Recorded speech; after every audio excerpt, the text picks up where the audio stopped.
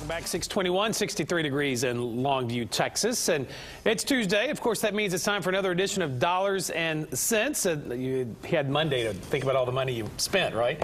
We're joined, as always, by Tommy Williams of the Williams Financial Group. Tommy here to talk a little bit about market milestones. Sir, first, I must admit, I have something to admit. I'm awful. I'm a chicken.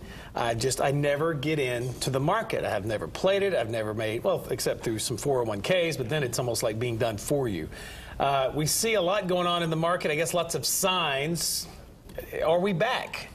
Did that confession make you feel better? I did. It's all off my chest now. Yeah, glad. Because I need you to convince me that I'm one of those, a lot of those skeptical people that are a little scared to put their money into the system. Well, I'm glad you're feeling better. But no, actually, when you have an indicator like, let's say, the Dow 11,000, that's only 30 stocks. But there's something psychological that does for people. And the Dow has hit 8,000, 9,000, 10,000 multiple times, but only one time back in 2006 did it cross the 11,000 mark. And somehow people tend to see that as being something that says, we're back. Just as Summer said a minute ago off camera, we're back, and she smiles real big. But yeah, it is a positive thing, and when you realize that the skepticism that pervades across the nation, it's a skepticism, a psychological problem that has really held this market back. So people feel better. But there are some other things that that are counterintuitive that may not make people feel quite as good.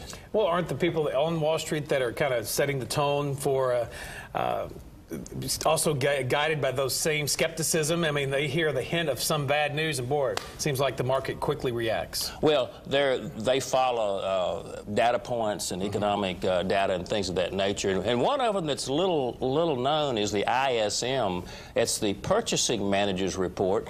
And when it hits a point, say around 50 or so, it's signaled for the last probably 4 or 5 recessions and the last 4 or 5 rallies. When the Purchasing Managers Index gets up to a certain level, that means the rally could be coming to a temporary close. And it actually has hit that point now. So as we look forward, I'm excited about Dow 11,000, but as I look forward into the next quarter or so, it'd be real easy to have a 5 or 10% pullback, which would be normal.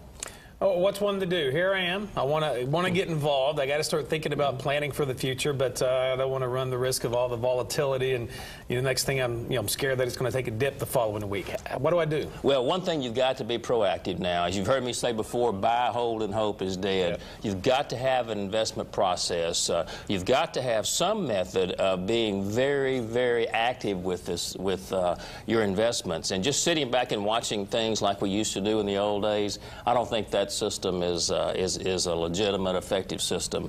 And so being proactive, having a specific investment process that you stick to, that's what you got to do, and you've got to find an advisor perhaps that can lead you down that path. And well, yeah, there you go, Williams Financial Group. We happen to do that. We do happen to do that in our firm, and there may be some other good ones around this town that do that as well. But I think that's the key right now, is being very, very nimble and watching these data points and staying on top of what the trends are. And you can't do that from quarter to quarter, or from semi-annually or that sort of thing. Bottom line, Tommy Williams digs 11,000, right? I do. I really do. And I dig you guys, too. All right, Tommy, thank you very much.